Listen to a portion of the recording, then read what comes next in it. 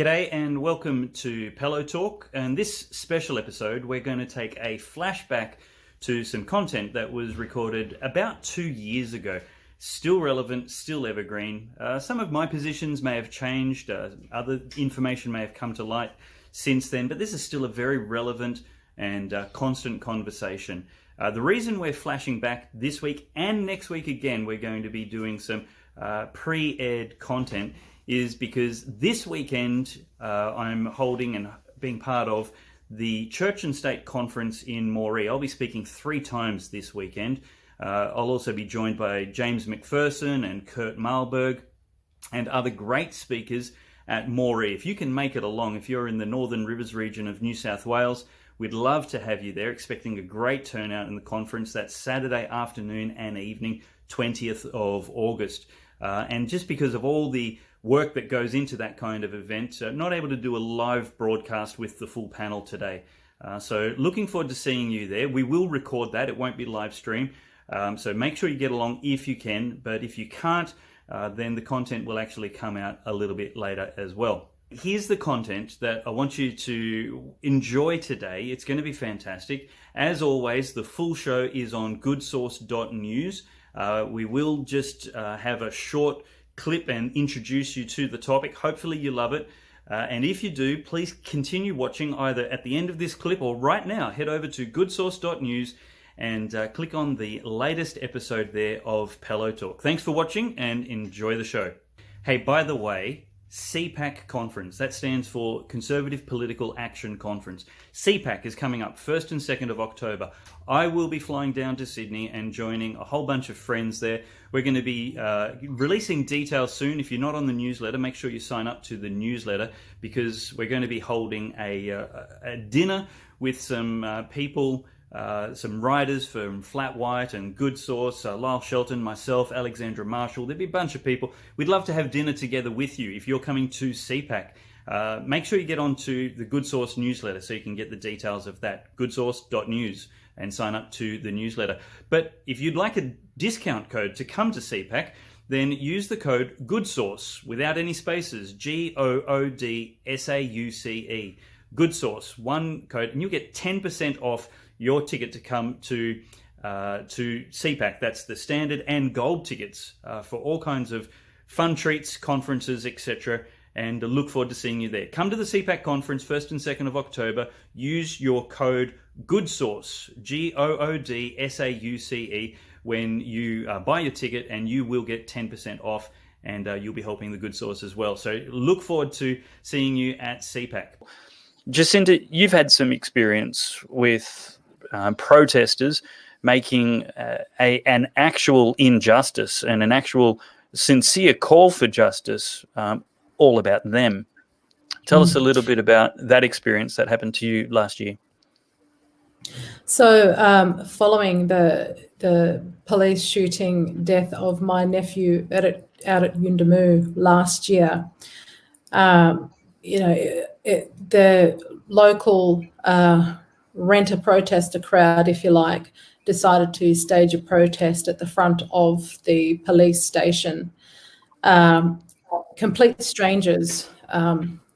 These were complete strangers who did this. And, having a go at our police force, which is also made up of Indigenous men and women, and calling them racist for one particular instance where this had taken place, it was not beneficial. A lot of our people rely on our police force to support them, particularly as such that the majority of Indigenous people that are killed by other people are killed outside of custody, and usually by our own family members, those that are closest to them. And so a good relationship between us and our police is very important. And also my nephew who was killed, his uncle is a police officer at Yuendumu, at the community of Yuendumu as well. So my mother and I went to the police station to ask these protesters, to not hijack this situation and make it all about them and their cause, and about Black deaths in custody. This was my nephew. And what people don't realise is that in traditional terms, I am most definitely an authority to speak on this particular issue in relation to my nephew. And I was utterly disrespected. I was yelled at by other local Aranda women and protesters who wanted to make this all about them and a cause that they were pushing for. And there were a lot of people who decided to hijack this situation, including other Warlpiri people who are not in fact related, because that for 15 minutes they can have a limelight.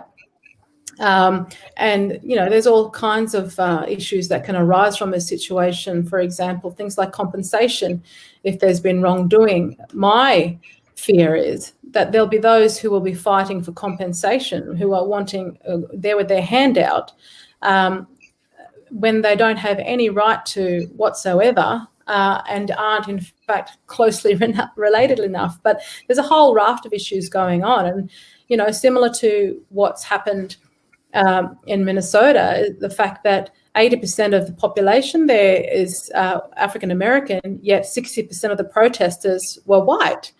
And we have the same issue here in Alice Springs. We have, it's become an industry where white protesters have their cause that they want to push, and they will use other Indigenous people to push that cause. And if they've got an Aboriginal person standing beside them, they can point to them and say, "Oh, look, this is so and so, and they're part of this, and we're doing this for you." And it's disgusting. It's exploitation of disadvantaged people.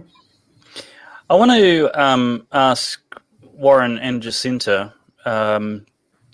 I guess I have a intellectual answer to this already, but and the question is, white people will get told we actually can't tell black protesters what's right and what's wrong, such as lawless rioting and looting, because we can't imagine the frustration and exasperation without their lived experience as a black person under systemic racism. So Lyle Shelton's asked a question: do you believe there is systemic racism in Australia? I hope you're enjoying this conversation. You know what? We have to fight back against the censorship of big tech. Would you like to help?